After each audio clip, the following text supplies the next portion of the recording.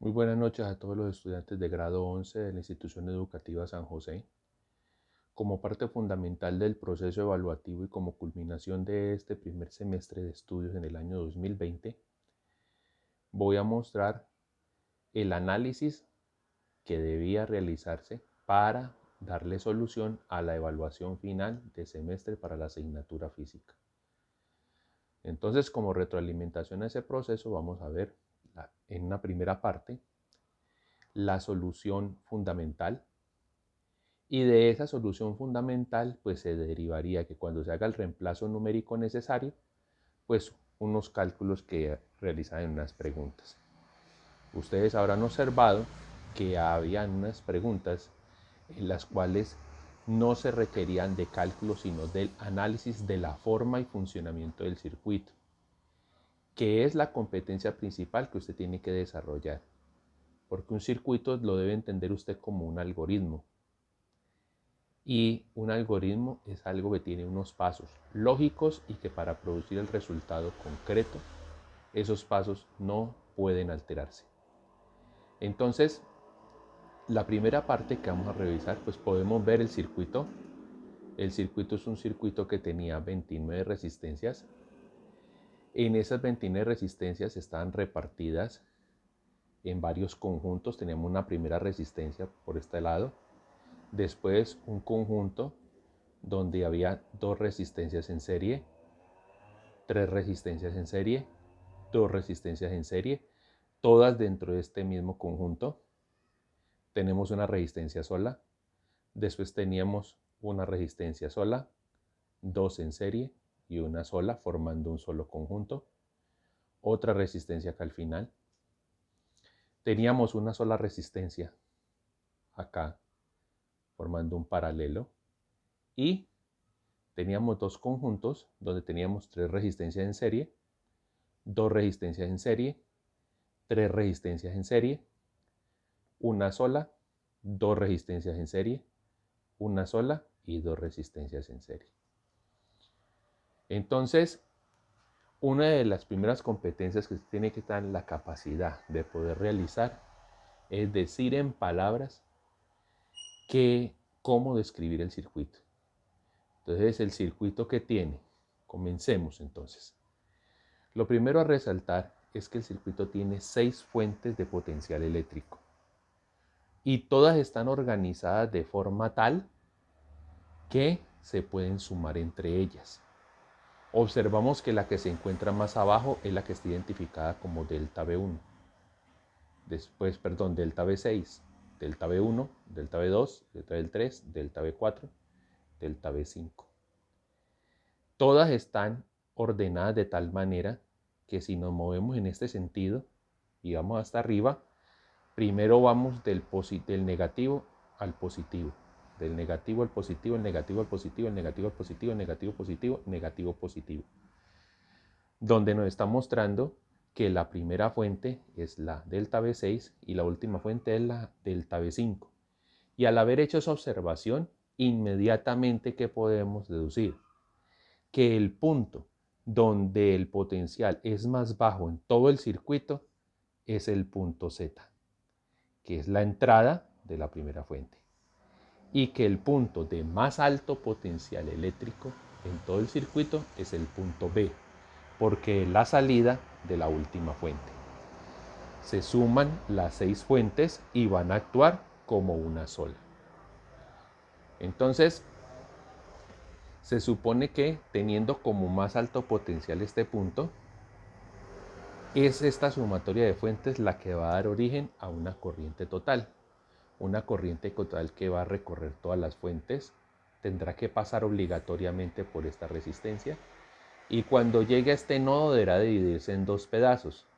Un gran pedazo que va a bajar por acá y otro pedazo que va a seguir por aquí. Y cuando llegue a este otro nodo, en este otro nodo va a dividirse en dos pedazos.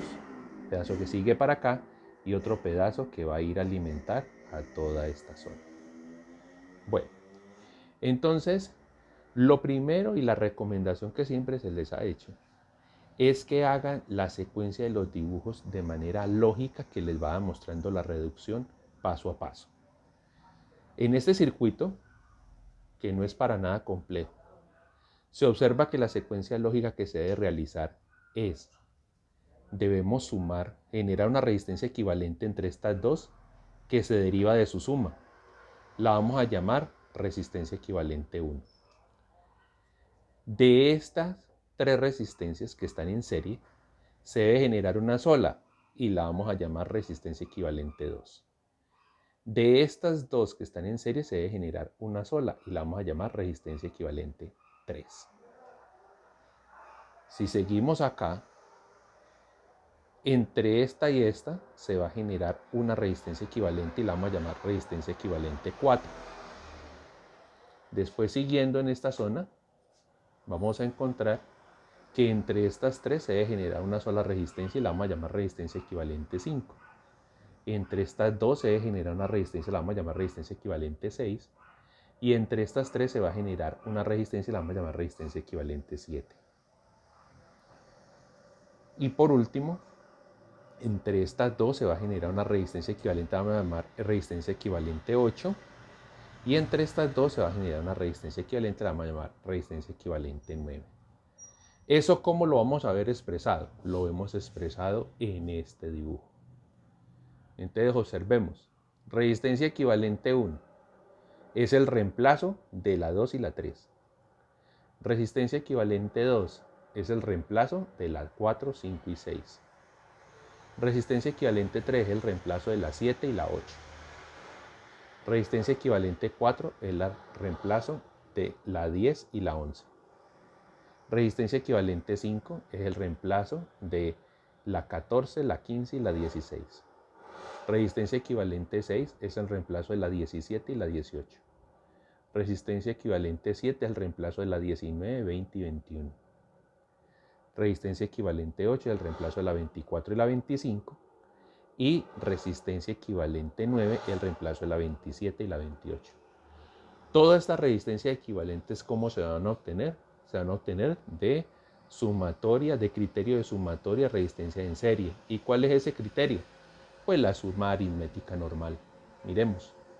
Resistencia equivalente 1 es sumar el valor de la 2 con el valor de la 3.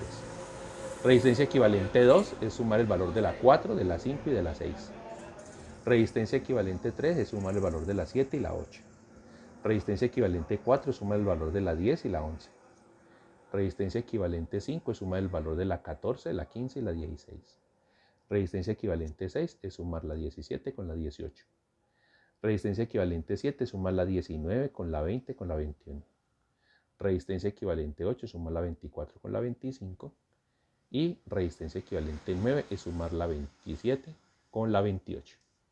Miren que en ningún momento hemos tocado ni la resistencia 1, ni la resistencia 29, ni la resistencia 13, ni la resistencia 22, ni la resistencia 23.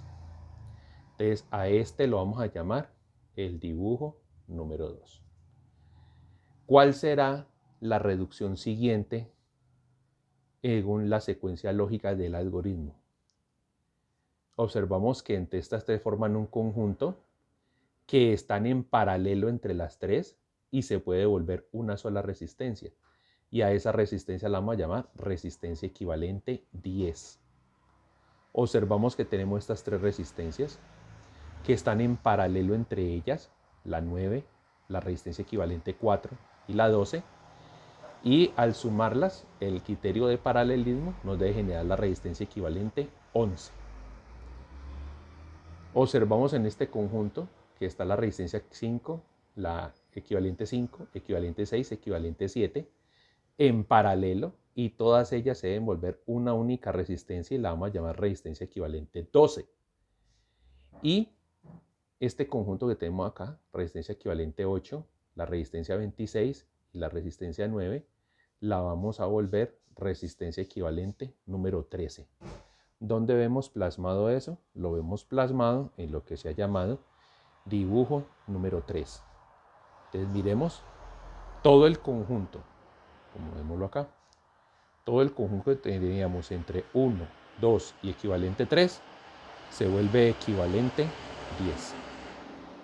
Sigue la 13. Y todo el conjunto que tenemos entre la 9, la equivalente 4 y la 12 se vuelve resistencia equivalente 11. La 22 sigue igual. El conjunto que se forma entre la equivalente 5, equivalente 6 y equivalente 7 se convierte en equivalente 12. La 23 sigue igual. Y el conjunto que tenemos como resistencia equivalente 8, 9 y 26 se convierte en resistencia equivalente número 13. Miremos también un detalle importante. ¿Qué está pasando con los puntos? Recuerde que cuando usted va resumiendo puntos, entonces va sumando resistencias, esos puntos se van perdiendo dentro del cálculo. Bueno, ¿y cuánto valen esas resistencias equivalente 10, 11, 12 y 13? Como ya el criterio es paralelismo, entonces recordemos que las resistencias en paralelo se suman bajo el método del fraccionario. Entonces 1 sobre el valor de la resistencia equivalente 10 va a ser igual a 1 sobre el valor de la resistencia equivalente 1, más 1 sobre el valor de la resistencia equivalente 2, más 1 sobre el valor de la resistencia equivalente 3. La resistencia equivalente 11 va a ser igual a 1 sobre la resistencia 9 original, porque esa no la habíamos tocado. 1 sobre la resistencia equivalente 4 y 1 sobre la resistencia 12. La resistencia equivalente 12 va a ser igual a 1 sobre la resistencia equivalente 5, más 1 sobre la resistencia equivalente 6, más 1 sobre la resistencia equivalente 7. Y la resistencia equivalente 13 va a ser igual, 1 sobre la resistencia equivalente 13 va a ser igual a 1 sobre la resistencia equivalente 8, 1 sobre la resistencia original 26 y 1 sobre la resistencia equivalente 9. Y eso nos va a generar este dibujo 3 que tenemos planteado aquí. Una vez tenemos ese dibujo 3, entonces, ¿cuál será la secuencia lógica a seguir? Pues la secuencia lógica a seguir me va a decir que observemos que estas tres resistencias están en serie, por tanto se deben convertir en una sola, y a esa la vamos a llamar resistencia equivalente 14. La 22 seguirá plasmada igual, y la resistencia equivalente 12, la 23 original y la resistencia equivalente 13, al estar en serie entre ellas, se van a convertir en una sola que la vamos a llamar resistencia equivalente 15. Miren que la resistencia 1 y la resistencia 29 siguen estando quietas y pasan al siguiente dibujo, que es el que hemos llamado dibujo número 4. Sigue la 1, la 29, y entonces ¿qué vamos a tener? A la 14, equivalente 14, a la 22 original y a la equivalente 15. Y esa 14 y esa 15, ¿a qué van a ser igual? Pues vimos que vienen originadas de dos series. Entonces revisemos cuánto tienen que dar esas dos series. Pues esas dos series tienen que dar resistencia equivalente 14 va a ser igual a resistencia equivalente 10 más resistencia equivalente 11 más la resistencia 13 original. Y la resistencia equivalente 15 va a ser igual a la resistencia equivalente 12 más la resistencia equivalente 13 más la resistencia original 23. Cuando ya tenemos todo planteado como dibujo 4, entonces ¿cuál será el paso a seguir? El paso a seguir es que tenemos estas tres, las tenemos en paralelo, y como las tenemos en paralelo, vamos a volver este conjunto una sola. Algunos se preguntarán, y siempre ha sido un motivo de duda, ¿por qué no más bien esta 1, esta 29 y esta 14 las sumamos entre las tres? Y al sumarlas entre las tres, después le hacemos el paralelo con 22 y 15, porque rompe la secuencia lógica. ¿Cómo así que rompe la secuencia lógica? Si 14 se pudiese sumar directamente con 1 y con 29, es porque 14 está en serie con ellas. Y recordemos cuál es el criterio para que esté en serie. Y es que la corriente que pasa por una es la misma que pasa por todas. Por R1, ¿qué corriente pasa? La total, lo vimos desde el primer dibujo. Por R29, ¿qué corriente pasa? La total. Pero por R equivalente 14 no pasa la total. Porque si por acá pasara la total, entonces por acá no pasaba nada. Entonces, por eso ese proceso no se podría hacer de esa manera. Otro criterio que la persona podría tener es que observe que vamos siempre haciendo los cálculos desde el lado más lejano del circuito hacia las fuentes, tratando de irnos acercando hacia la fuente. Ese ha sido el proceso. Entonces, como les digo y retomando, la secuencia lógica es sumar la resistencia equivalente 14, la 22 y la 15, volverla una sola, que la vamos a llamar resistencia equivalente 16. Pero para que sea esa sola, ¿qué criterio tenemos que utilizar entre estas tres? Estas tres tienen tres corrientes independientes. Y si tienen tres corrientes independientes es porque están en paralelo. Por tanto, para poder calcular resistencia equivalente 16, tenemos que acudir al criterio de paralelismo. Y entonces eso me va a decir que 1 sobre la resistencia equivalente 16 va a ser igual a 1 sobre resistencia equivalente 14 más 1 sobre la 22 original más 1 sobre la resistencia equivalente 15. Eso me va a dar origen a la resistencia equivalente 16, que todo lo hemos resumido en este último dibujo llamado dibujo 5. Y en este dibujo 5, ¿qué vamos a distinguir? Que nos quedan solo tres resistencias. La 1, equivalente 16, y la 29. ¿Cuántos caminos hay para conectar el lado positivo con el lado negativo de la batería, de la fuente de potencial eléctrico o batería, como lo podría llamar comúnmente? Un solo camino, lo que garantiza que el criterio de unión de estas tres es la corriente total y por tanto están en serie. Y como están en serie, pues yo puedo hallar ya la única resistencia que reemplazaría a todo el circuito, y a esa la vamos a llamar resistencia total en un dibujo 6. Y esa resistencia total pues va a resultar siendo la operación sencilla de sumar R1 con R equivalente 16 y con R 29. Y esa es la formulación que vamos a encontrar aquí. R total es igual a R1 más R equivalente 16 más R 29. Entonces ese es el criterio para encontrar la resistencia total. Recuerden, las resistencias equivalentes en la realidad no existen. Es el artificio matemático para poder llegar a la resistencia total, que tampoco existe. Porque originalmente cada una de esas resistencias dentro de un circuito es porque son la modelación de algún aparato eléctrico que está instalado y conectado con los otros solidariamente de esa manera. Esas resistencias que están ahí son las que reemplazan cada uno a un elemento. Pero para poder encontrar la reducción y los valores totales que van exigiendo, se acude a los artificios matemáticos de encontrar resistencias equivalentes para poder llegar a la resistencia total.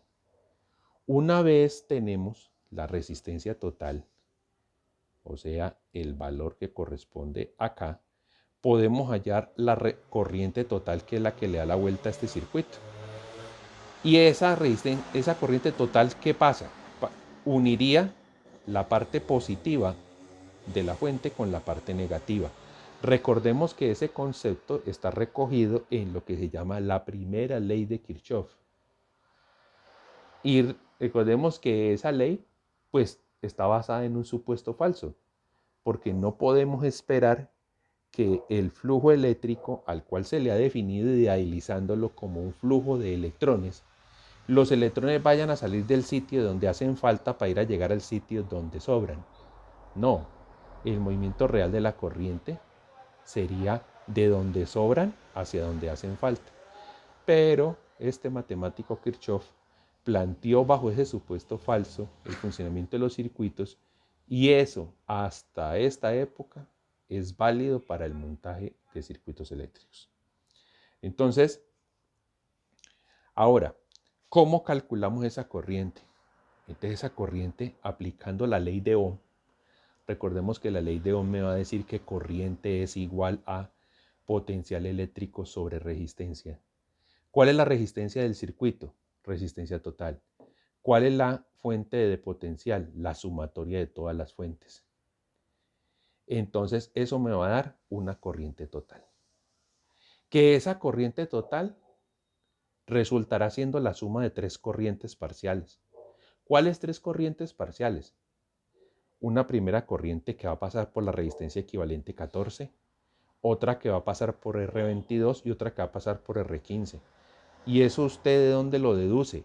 Porque es que cuando yo regreso a mis dibujos, encuentro que la corriente total tiene que salir de acá y hacer este recorrido, pero cuando llega aquí al punto C, se va a partir en 3 pedazos. Un pedazo que va a alimentar por acá, otro pedazo que va a alimentar por acá y otro pedazo que va a alimentar por acá. 3 caminos independientes que tendrán 3 corrientes independientes, que después esas corrientes se van a juntar en este punto L y vuelven a ser corriente total y pasan por R29 y terminan su recorrido en el punto Z. Entonces, viéndolo de esa manera, vamos a llamar I1 a la corriente que pasaría por esta resistencia equivalente 14. I2 a la que pasa por R22 e I3 a la que pasa por esta resistencia equivalente 15. Llevado a la realidad, ¿eso qué significaría? Entonces vamos a mirar el proceso aquí. I1 sería la corriente que alimenta todo este ramal, a todos estos elementos, a todos los elementos eléctricos que están siendo modelados a través de las resistencias 2, 3, 4, 5, 6, 7, 8, 13, 9, 10, 11 y 12. La I2 es la corriente que va a alimentar, eso sí, a este elemento exclusivo que está siendo modelado a través de la resistencia 22. Y la I3 es la corriente que va a alimentar a todo este ramal, que está representado por unas resistencias que son a la vez el modelo, que reemplazan a los equipos eléctricos que están representados por las resistencias 14, 15, 16, 17, 18, 19, 20, 21, 23, 24, 25, 26, 27 y 28. Bueno, entonces, según lo que se ha llamado el protocolo, en el protocolo tenemos que la primera parte es calcular la resistencia total. Es el proceso que ya hemos mostrado acá. El segundo es calcular la corriente total, proceso que ya se tiene acá. El tercero va a ser calcular potenciales y corrientes alternadamente para irnos regresando desde el dibujo 6 hasta el dibujo 2 y de allí al dibujo 1. Entonces vamos a concentrarnos en esa consideración de esos dibujos. Pero quisiera que le sacáramos jugo a las consideraciones planteadas desde el dibujo original. Lo primero, ya vimos que el punto Z es el punto de más bajo potencial, porque es como la terminación del circuito. O sea que lógicamente el punto AA es un punto con más potencial que el punto Z. ¿Por qué? Porque ha recibido el aporte de la fuente 6. Asimismo, el punto AB tiene más potencial que el punto AA, porque ha recibido el aporte de la fuente 1. Y por consiguiente, pues si AB es mayor que AA, pues AB será mayor que Z. Y en verdad, si encontramos que Z es el punto más bajo, pues Z es el punto inferior en todo el circuito. Entonces, asimismo, AC es mayor que AB por la influencia de la fuente 2. AD es mayor que AC por la influencia de la fuente 3. A es mayor que AD por la influencia de la fuente 4. Y B es mayor que A por la influencia de la fuente 5. O sea que B es el punto de más alto potencial. B y C, ¿qué relación tendrán? Pues el potencial en C tiene que ser menor que en B, porque el sacrificio que hay que hacer para que una corriente atraviese a una resistencia eléctrica es que tiene que haber un sacrificio o pérdida de potencial. Entonces, a través de la resistencia de uno hay una pérdida de potencial eléctrico. Y esa pérdida, ¿cómo la vamos a representar? Como potencial de B menos potencial de C. lo que implica que el potencial de C es menor que al de B. ¿Y qué corriente pasa por la resistencia 1? Pasa la corriente total. Después, ¿qué va a pasar? Observemos lo que hay acá y acá comparado con el punto C. Intencionalmente no le puse letra. ¿Y por qué no le puse letra? Porque usted debía deducir que al no haber presencia de resistencias en estos dos caminos, significaba que el potencial no tiene por qué perderse. En la realidad, en un circuito sí hay una pérdida de potencial. ¿Por qué? Porque es que estas distancias tienen que ser cubiertas con cables y no existe el material infinito que no genere pérdida de potencial al paso de una corriente por él. Existen materiales con muy baja resistencia, que los llamamos en la tecnología los superconductores. Pero bajo este modelo esquemático, al no haber presencia de un valor dado de resistencia, pues entonces es que estamos asumiendo que no hay y por tanto el potencial aquí y acá debería ser el mismo que acá. O sea, de que yo podría colocar la letra C aquí y también la letra C a este lado. Vamos a mirar entonces qué pasa con este ramal. Lo primero es, antes de comparar los ramales, miremos entre ellos. ¿Cuál de estas tres corrientes será mayor? Sabemos que la suma de las tres tiene que dar la corriente total, pero el dibujo perfectamente me permite deducir cuál de ellas tres es mayor. Porque si entre menos resistencia haya en el camino, más corriente circulará. Y si nos ponemos a ver, ustedes dirán, ay no, pero es que en este conjunto usted hace un poco de cálculos con los valores de resistencia. Y ojo que no hemos hablado de valores de resistencia, solo estamos hablando de la presencia de ellas ahí. Esto puede dar un valor muy pequeño. Y sumado con este de acá también un valor muy pequeño. Pero miren que aquí hay una presencia de una resistencia y otra resistencia. Si esta resistencia, esta y esta fuesen de igual valor, usted tenía todos los elementos en la mano para decir que la corriente que pasa por acá es la mayor. Porque supongamos que valiesen 1. Entonces aquí sería 1 más lo que valga este pedazo, más lo que valga este pedazo. Aquí es 1 solo. Y aquí es 1 más lo que valga este pedazo, más lo que valga este pedazo. Pero siempre y cuando esta y esta fuesen iguales. Porque también podría suceder que existiera un cúmulo de valores que llevara a que la sumatoria del equivalente de todo este conjunto, que le hemos llamado equivalente 10, esta 13, y la equivalente de todo este conjunto, que le hemos llamado equivalente 11, la suma de las tres sea menor que el valor de la resistencia que hay aquí. Porque es que como no me han dado valores, yo no puedo asumir lo que no me han dicho. Algunos contestaron las preguntas conceptuales asumiendo de que las resistencias eran iguales. Y en ninguna parte del encabezado de las preguntas que tenían que ver con respuestas por texto hablaba de que esas resistencias fuesen iguales, a menos de que estuviese explícito en la opción de respuesta. Entonces, una de las cosas, y es una de las recomendaciones principales, es que hay que leer muy bien y como por ahí la gente dice popularmente, no nos podemos empelicular.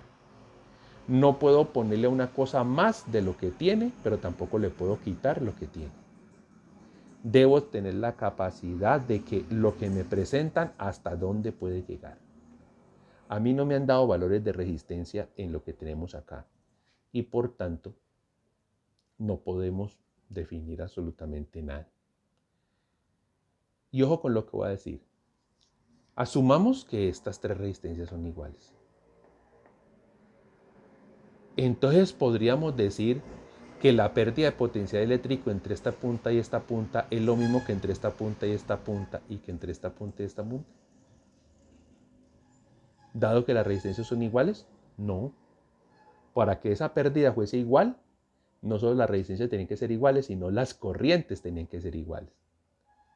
Y no puede suceder que pasara eso no podría ser posible, porque miren de que la 22 tiene de extremo desde arriba hasta abajo, mientras aquí tiene que seguir quedando potencial para que la corriente tenga fuerza para poder pasar a través de este conjunto. Lo mismo acá, tiene que haber un potencial mayor que a la salida de esta para poder que pueda pasar a este lado. Entonces, esas son las cosas que ustedes tienen que tener la capacidad de analizar a través de un dibujo. Se los he dicho varias veces, los circuitos eléctricos, no porque usted quiera ser electricista, pero los circuitos eléctricos son la mejor forma de evaluar la capacidad lógica matemática de un estudiante. Porque es que esto es solo lógica, esto es solo algoritmia. Y usted lo que tiene que tener es la capacidad de raciocinio de ver qué está pasando. ¿Qué está pasando? Vamos a este conjunto ahora.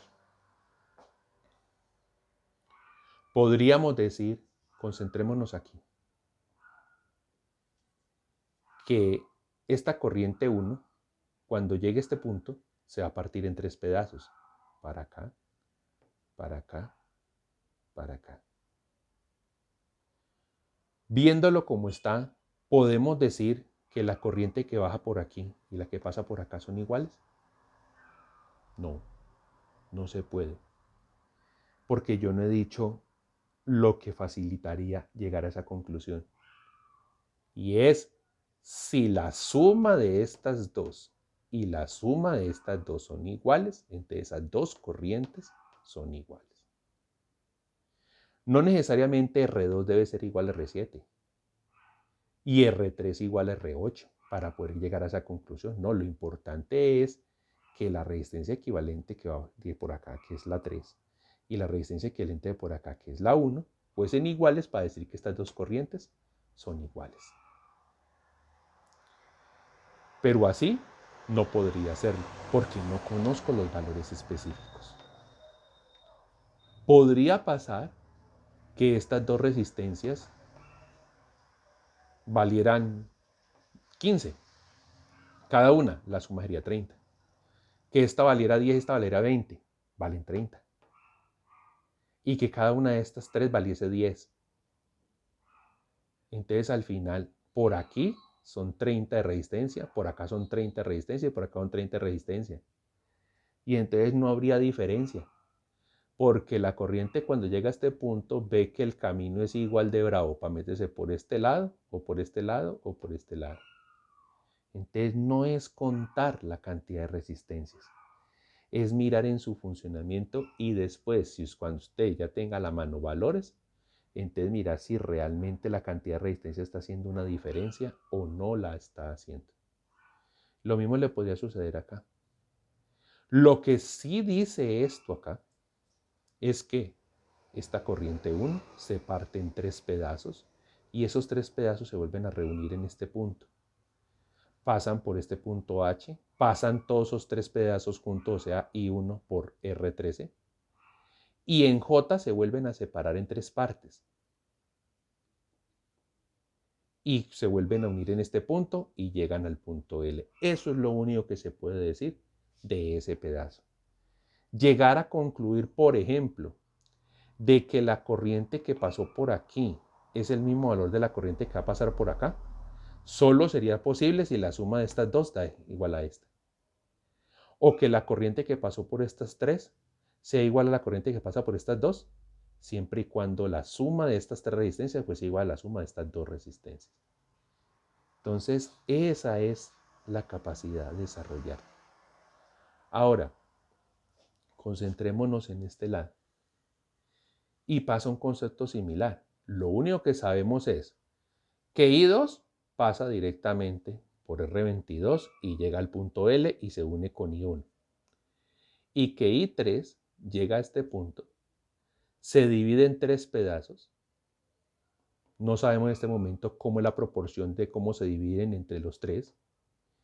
Lo único que sabemos es que esos 3 pedazos se unen en este punto, pasan I3 completo por R23 y cuando llega al punto U se vuelve a partir en 3 pedazos.